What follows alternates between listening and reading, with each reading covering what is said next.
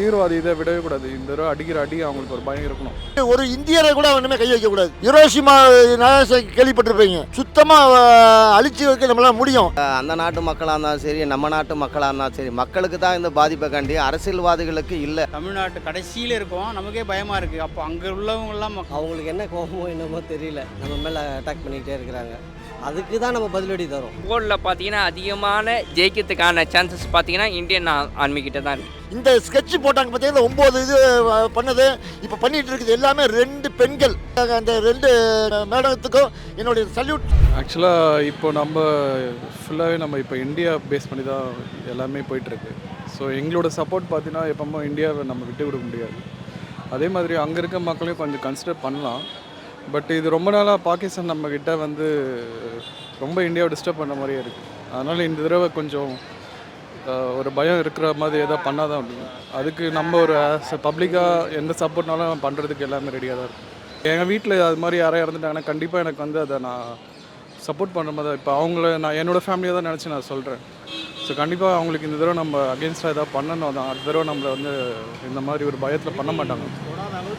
கண்டிப்பாக பண்ணணும். அப்போ தான் அடுத்த தடவை நம்மளை வந்து டிஸ்டர்ப் பண்ண மாட்டாங்க. நீங்கள் இந்த தடவை வந்து எப்போவும் மாதிரி சாஃப்டாலாம் போனோன்னா இன்றைக்கி இறந்தவங்க கொஞ்சம் அன்றைக்கி ஒரு 25 to 30 பீப்புள்ஸ் இறந்துருக்காங்க.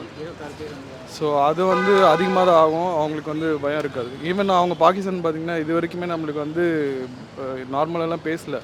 அவங்க எல்லாருமே அகெயின்ஸ்டாக தான் பேசிகிட்டு இருக்காங்க. ஸோ இந்த மாதிரி சுச்சுவேஷனில் நம்ம வந்து கொஞ்சம் நம்ம இருக்கிற ஃபோர்ஸஸ் கொஞ்சம் காட்டி அடித்தா தான் கரெக்டாக இருக்கும். என்னென்னா அங்கே நார்மல் பீப்புளை கொஞ்சம் கன்சிடர் பண்ணலாம். அவங்களுக்கு எதுவும் அஃபெக்ட் ஆகுதாக அடிச்சு தான் ஆகணும். பட் இந்த தீவிரவாதி இதை விடவே கூடாது. இந்த தடவை அடிக்கிற அடி அவங்களுக்கு ஒரு பயம் இருக்கணும். அவங்கள பொறுத்த வரைக்கும் இது போர், நம்மளை பொறுத்த வரைக்கும் ஒரு சாம்பிள். அவ்வளோதான். ஒரு பானை சோதத்துக்கு ஒரு சோது பதத்தை காமிச்சிருக்கோம். அதுக்கே பிரதமர் அந்த நாட்டு பிரதமர் ஆடி போயிட்டார். ரெண்டாவது அவங்களே தீவிரவாதிகளை வெளியே விட்டுட்டாங்கன்னா அவங்களுக்கு எந்த பிரச்சனையும் கிடையாது. நம்ம பாகிஸ்தான் மேலே சண்டையே கிடையாது. நம்ம ஆட்கள் இங்கே டூரிஸ்ட் போனவங்கள அவங்க தொடப்போய் தான் இப்போ பிரச்சனையே இல்லைடா, எந்த பிரச்சனையும் இல்லை. ஆனால் இதை மாதிரி பிரச்சனை பின்னால் வரும்னே தெரிஞ்சே முன்னாலேயே பிரதமர் வந்து 10 வருஷத்துக்கு முன்னாலேயே ஆட்சி பொறுப்புக்கு என்றைக்கு கால் வச்சாரோ அன்றைக்கே மக்களுக்கு ஒரு பகுதி, இராணுவத்துக்கு ஒரு பகுதி அமௌண்ட்டு அப்படின்னு வைக்க கண்டு சேமிக்க கண்டு தான் படிப்படியாக ஒவ்வொரு ஆயுதங்களும் வாங்கி இன்றைக்கி நம்ம எதிரியை தாக்குற அளவுக்கு வச்சுருக்கோம். நம்மகிட்ட இருக்கிற ஆயுதம் எதுவுமே பாகிஸ்தான்கிட்ட கிடையாது. அவன் வேணும்னா கடை வாங்கணும், வெளியே போய் எங்கே வாங்கணும், வாங்கினா அவனுக்கு எவனும் கொடுக்க முடியாது. இப்போ இருக்கிற சூழ்நிலைக்கு இஸ்ரேல் வேணால் கொடுக்கலாம், அதுவும் வாய்ப்பு இல்லை. ஏன்னா மிச்ச நாடுகள் எதிர்ப்பு தெரிவிக்கும். அதனால் இப்போ போர் நடக்குங்கிறதுக்கு வாய்ப்பு இல்லை. ஏன்னா இவங்க சரண்டர் ஆகிடுவாங்க. ரெண்டாவது ஏற்கனவே பிரதமருடைய ஜாதகத்தை பார்த்து சொன்னேன். ஏன்னா இவர் அடி விழுந்து எவனுக்கும் போக மாட்டான். இவரு கீழே தான் அடி விழுந்து வரணுமே தவிர இந்தியாவை வந்து தலை குனிஞ்சு நிற்கிற அளவுக்கு பிரதமர் விட மாட்டார். ரெண்டாவது இதோட ரொம்ப சிறப்புத்தக்க விஷயம் என்னென்னா இராணுவ வீரர்கள் தான் உயிரை பணையை வச்சு 9 இடத்தையும் தாக்குதல் பண்ணியிருக்காங்க. 9 இடமும் தாக்குதல். அதுவும் எப்படின்னா பெரிய விஷயம் என்னென்னா யாருக்கும் எந்த பப்ளிக்கு எந்த தொந்தரவும் இல்லாமல் மிட் நைட்டில் கரெக்டாக பார்த்து செக் வச்சு அடிச்சிருக்காங்க. இப்போ திருப்பி அடிக்கிறதுக்கு பெரிய மேட்டரே கிடையாது. அதாவது மேலும் மேலும் சண்டை போட்டால் சண்டை பெருசாகும். நம்ம அதுக்காண்டி கொஞ்சம் பொறுமையாக இருக்கலாம்னு பார்த்தா அவங்களே அங்கே உள்ள இராணுவ அதிகாரியே வந்து பேச்சு ரொம்ப ஜாஸ்தியாக இருக்குது. அவர் பேச்சை சுருக்கிட்டால் நல்லாயிருக்கும். நம்மளுடைய பவர் என்னங்கிறது இன்னும் காமிக்கவே இல்லை. இந்த சாம்பிளுக்கே இவ்வளோ உதாரணம் விடுறாங்கன்னா இன்னும் ஃபுல்லாக நம்ம ஆளுங்க வெறியாகி இறங்கிட்டாங்கன்னா சுத்தமாக பாகிஸ்தான் காலி. ஏதோ பாகிஸ்தானை நம்ம பிச்சையாக கொடுத்தோம், அவ்வளோதான். பிச்சை கொடுத்துருக்கோம். நீ அதை வச்சு நீ டெவலப் ஆகிறத விட்டுட்டு கொடுத்தோம் வரம் கொடுத்தோம் கையிலே தலையில் கையை வைக்கிறாரு. அவனை அவ்வளோ ஈஸியாக நம்ம பிரதமர் எல்லோரும் நம்ம நாட்டிலேயே நம்ம ஸ்டேட்லேயே தமிழ்நாட்டிலேயே எடுத்தாலும் சரி எந்த மிச்ச ஸ்டேட் யாரும் பிரதமரை குறை சொல்லலை. தமிழ்காரங்க வந்து இதுக்கு இவ்வளோ பிஜேபி ப்ரெஸ் பண்ணுது அப்படிங்கிறாங்க. பிஜேபிக்கு இதுக்கு சம்மந்தமே இல்லை. அவர் இன்றைக்கி நாட்டுடைய பிரதமர், அவ்வளோதான். அவருக்கும் கட்சிக்கும் சம்மந்தம் இல்லை. அவர் இப்போ நம்மளோட மக்களுக்காக வேண்டி என்ன செய்யணுமோ அதை செய்கிறார். போர் போகிற அளவுக்கு காரணம் பார்த்தீங்கன்னா நம்ம கிடையாது. ஏன்னா நம்ம ஆளுங்க பார்த்தீங்கன்னா 20 பேரை வந்து பார்டரில் வச்சு வந்து சுட்டாங்க. அப்போவே பார்த்தீங்கன்னா பாகிஸ்தானே வந்து ஏன்பா அவங்கள வந்து சுட்டவங்க இவங்க தான்ட்டு அந்த அமைப்பை அவங்க வந்து இந்தியா கிட்ட வந்து ஹேண்டில் பண்ணியிருந்தாங்கன்னா இவ்வளோ பெரிய இதுவே இல்லை, போர் வர அளவுக்கு சான்ஸும் இல்லை. அப்படியே இருந்தோம் நம்ம வந்து அவங்களுடைய பப்ளிக் மேலே எதுவுமே நம்ம வந்து செய்யலை. நம்ம என்ன பண்ணோம், அந்த தீவிரவாதி கேப் மேலே தான் நம்ம வந்து போட்டோம். அதுக்கே அவனுங்க நம்ம நாட்டை வந்து தாக்கத்துக்கு நேற்றுக்கு வந்து பார்த்தாங்க. நான் கூட நியூஸில் பார்த்தேன். அதுக்குள்ளே நம்ம இந்தியன் ஆர்மி போய் ஆக்கிக்கிறாங்க. அந்த ஃப்ளைட்டெல்லாம் ஒன்றும் இல்லாமல் ஆக்கிக்கிறாங்க. இந்த அமைப்பு தான் காரணம்ன்ட்டு நீங்கள் இந்தியாக்கிட்ட நீங்கள் ஹேண்டில் பண்ணியிருந்தாலே ஒரு நல்ல பார்த்தீங்கன்னா நட்பே வந்து இருக்கும் இந்தியா வந்து பாகிஸ்தான். ஏன்னா ஒருத்தர் வந்து நியாயமாக இருக்கிறாருன்ட்டு. அது ஏன் இவங்க வந்து செய்ய மாட்டேங்கிறாங்கன்னு தான் எனக்கு வந்து தெரியல. போர் துரத்துனால இது முடிவு கிடையாது. அன்பும் சமாதானம் படுத்தினால்தான் நம்ம ஆட்சி பண்ண முடியும். அப்போ தான் செம்மையாகவும் இருக்கும், நல்லாவும் இருக்கும். நம்மளுக்கு தேவையானதை வந்து எல்லா அதிகாரங்களும் நல்ல வழியில் தான் கொண்டு வராங்க. ஆனால் அதை வந்து அவங்க அதை திருந்தி மக்களுக்கு நன்மைகளை செய்யணும். அதுதான் நான் சொல்லுவேன். தொடர்ந்து வந்து நம்ம நாட்டு அப்பாவி மக்கள் மேலே வந்து தாக்குதல் நடத்துகிறாங்க. இதை எப்படி நான் பார்க்குறது? மக்கள் பார்த்திங்கன்னா அவங்க அந்த நாட்டு மக்களாக இருந்தாலும் சரி, நம்ம நாட்டு மக்களாக இருந்தாலும் சரி, மக்களுக்கு தான் இந்த பாதிப்பை கண்டி அரசியல்வாதிகளுக்கு இல்லை. அரசியல்வாதி வந்து நியாயத்துக்கு போராடுறாங்க. அது வந்து நியாயத்தை எடுத்து நல்லபடியாக கொண்டு வாங்க. அதுதான் வந்து எல்லா மக்களுக்கும் நல்லதாக இருக்கும். நான் நன்மை செஞ்சு அது தீமை செஞ்ச ஒரு புரோஜனம் கிடையாது. நன்மைகளை ரெண்டு நாடும் உக்காந்து சமாதானமாக படுத்துங்க. அதுதான் நல்லது, அதுதான் சந்தோஷம். ஃபஸ்ட்டு பாகிஸ்தான் தான் வந்து நம்ம காஷ்மீரில் வந்து சுற்றுலா சென்றவங்களை வந்து சாகடிச்சாங்க. அவங்க தான் ஆரம்பித்தாங்க. அதனால் வந்து தப்பு தான் அது. தீவிரவாதம் வந்து இருக்கக்கூடாது. மக்கள் எல்லோரும் மகிழ்ச்சியாக இருக்கணும், சந்தோஷமாக இருக்கணும். நாட்டு மக்கள் எந்த நாடாக இருந்தாலும் சரி, இந்தியா ஃபுல்லாக, உலகம் ஃபுல்லாக எல்லோரும் ஒருத்தருக்கு ஒருத்தர் போர் புரியாமல் இதில் அப்பாவி மக்கள் நிறைய பேர் செத்து போகிறாங்க. அதுதான் ரொம்ப கஷ்டமாக இருக்குது. அப்பாவி மக்களோ இல்லை யாரோ எதனால் வந்து இவங்க தீவிரவாதத்தை கையில் எடுக்கிறாங்க என்னன்றது தெரில, அது வேறு விஷயம். அதனால் வந்து தீவிரவாதம் இருக்கக்கூடாது. எல்லோரும் சந்தோஷமாக இருக்கும். அகிம்சை வழியில் போராடலாம். எந்த ஒரு இதுவாக இருந்தாலும் அகிம்சை வழியில் போராடலாம். இது நம்ம பண்ணணும் இல்லை, இது வந்து எல்லா நாடுகளையும் உட்கார வச்சு, இவங்களையும் பாகிஸ்தானையும் உட்கார வச்சு. ஏன்னா இது வந்து நம்ம போர் ஃபுல்லாக போட்டோம்னா நல்லவன் யார் கெட்டவன் யாருன்னு தெரியாது. அடிச்சு தம்சம் பண்ணிடுவாங்க. ஏன்னா நம்மள்ட்ட வந்து கப்பலில் இருந்து இயக்கக்கூடிய அந்த நாட்டில் எந்த மூலையில் எவ்வாறுனா அடிக்கக்கூடிய சாதனங்கள்லாம் நம்மள்ட்ட நிறைய இருக்குது.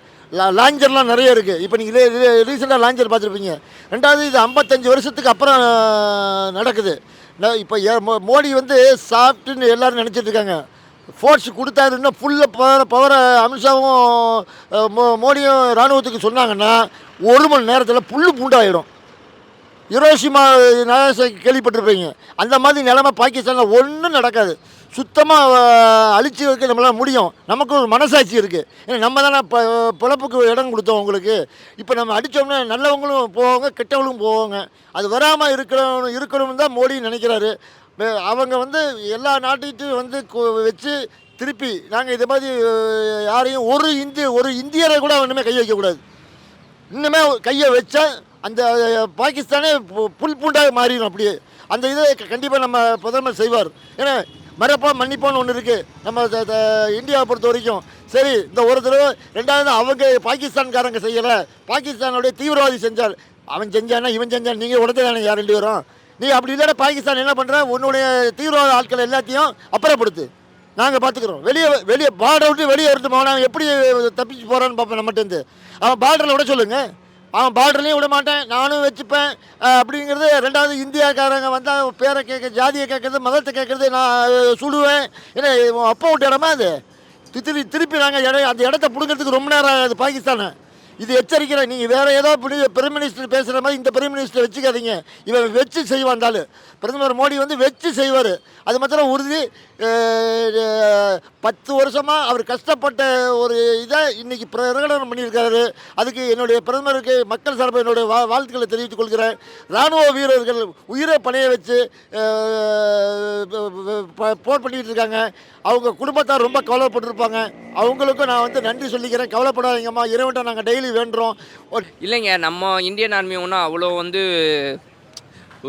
லூசர்லாம் இல்லை. ஏன்னா ஏற்கனவே நீங்கள் எடுத்திங்கன்னா வேர்ல்டு ஆர்மிலேயும் இந்தியன் ஆர்மி பார்த்தீங்கன்னா 3rd பிளேஸோ 4th பிளேஸ்லேயும் இருக்குது. அவங்க தாக்கத்துக்கு வரும்போதே நம்ம அந்த டேங்கரை வச்சு இது பண்ணிட்டோம், பதிலடி. இது பார்த்திங்கன்னா அவங்களுக்கு எப்போவுமே ஒரு காண்டு வச்சு நம்ம நாட்டு மேலே இது பண்ணுறாங்களோ நம்மளுக்கு வந்து தோணுது. இதுக்கு மெயினான காரணமே வந்து போருன்று ஒன்று வந்து ஆகாமல் தான் ப்ரோ இருந்திருக்கும். இவங்க இந்த அமைப்புகளை பார்த்திங்கன்னா பாகிஸ்தான் பார்த்திங்கன்னா சப்போர்ட் பண்ணாமலே வந்து இருந்தாலே போருக்கான சான்ஸே இல்லை. நம்ம வந்து எப்போவுமே ஒரு சேஃபான இதில் தான் இந்தியன் வந்து இருக்கிறாங்க. நம்மளுக்கு மற்ற நாடும் பார்த்திங்கன்னா ஹெல்ப்பும் வந்து செய்யுது. ஸோ என்னை பொறுத்த வரைக்கும் போலில் பார்த்திங்கன்னா அதிகமான ஜெயிக்கிறதுக்கான சான்சஸ் பார்த்திங்கன்னா இந்தியன் ஆர்மிக்கிட்ட தான் இருக்குது. அவங்க நம்மளை பொதுமக்களை வந்து அவங்க தாக்குனதுனால தான் நம்ம இப்போ வந்து அவங்களுடைய தீவிரவாத மேலே தான் நம்ம தாக்குதல் பண்ணுறோம். பட் அவங்க என்ன பண்ணுறாங்க, இப்போ நம்மளுடைய பொதுமக்கள் மேலே அவங்க தாக்குதல் பண்ணுறாங்க. இது வந்து ரொம்ப தப்பு. பாகிஸ்தான் அவங்க எப்போவுமே வந்து அந்த டெரரிஸ்ட்டுக்கு சப்போர்ட் தான் பண்ணுறாங்களே கண்டி பொதுமக்களுக்கு சப்போர்ட் பண்ண மாட்டேன்றாங்க. அவங்களுக்கு என்ன கோபமோ என்னமோ தெரியல, நம்ம மேலே அட்டாக் பண்ணிக்கிட்டே இருக்கிறாங்க. அதுக்கு தான் நம்ம பதிலடி தரோம். பொதுவாக பார்த்தோம்னா நம்ம நாட்டிலையும் மக்கள் தான் இருக்கிறோம், அங்கேயும் மக்கள் தான், எல்லாமே உயிர் தான். பொதுமக்களுக்கு மேலே எந்த ஒரு பாதிப்பு இல்லாதபடிக்கு தீவிரவாதத்தை அடைக்கினா அது போதும். ராஜஸ்தான், காஷ்மீர் அங்கே சண்டை நடந்துக்கிட்டு இருக்குது. நம்ம தமிழ்நாட்டில் இருக்கோம். நமக்கு இங்கே இருக்கும்போதே வந்து ஒரு மாதிரி பயமாக இருக்குது. தமிழ்நாட்டு கடைசியில் இருக்கோம், நமக்கே பயமாக இருக்குது. அப்போ அங்கே உள்ளவங்களாம் மக்கள்லாம் வந்து எப்படி பயந்துட்டு இருப்பாங்க, ரொம்ப நினச்சி பார்த்தாலே ஒரு த்ரில்லிங்காக இருக்குது. அவங்களுக்கும் குடும்பம் இருக்குது எல்லாம் இருக்குது. குழந்தைங்கள்லாம் வேறு லைட்லாம் வேறு ஆஃப் பண்ணிட்டாங்களாம், யாரும் வெளியே வரக்கூடாதுன்னு சொல்லிட்டாங்களாம். அவங்களுடைய அன்றாட வாழ்க்கை என்ன ஆகும், எப்படி வாழ்வாங்க, எப்படி சாப்பிடுவாங்க, தினமும் எப்படி சகஜமாக இருப்பாங்க அப்படின்றது நினச்சாலே ரொம்ப பயமாக இருக்குது. தெரியலிங்க. இது வந்து போராக மாற்றுறாங்க அப்படின்னா நம்ம வந்து என்னென்ன பண்ணுறது? மாறக்கூடாது, போராக மாறக்கூடாது. இது இரு நாட்டு தலைவர்களும் பேசி வந்து அதுக்கு என்ன தீர்வு, இனிமேல் நடக்காமல் இந்த மாதிரி தீவிரவாதம் நடக்காமல் என்ன பண்ணலாம் அப்படின்றத பேசி முடிவெடுக்கணும். அதாவது பிரதமர் மோடி என்ன செய்தார் கேட்டாங்க. இன்றைக்கி 2 பெண் இராணுவ அதிகாரிகள் இந்த ஸ்கெட்ச் போட்டாங்க பார்த்தீங்கன்னா 9 இது பண்ணது இப்போ பண்ணிகிட்டு இருக்குது எல்லாமே 2 பெண்கள். பெண்களுக்கு முதலிடம் கொடுக்கலங்கிறாங்க. இன்றைக்கி இராணுவத்தில் முதலிடம் கொடுத்ததுனால தான் பெருமை சேர்த்துருக்காங்க. அந்த 2 மேடத்துக்கும் என்னுடைய சல்யூட் சொல்கிறேன்.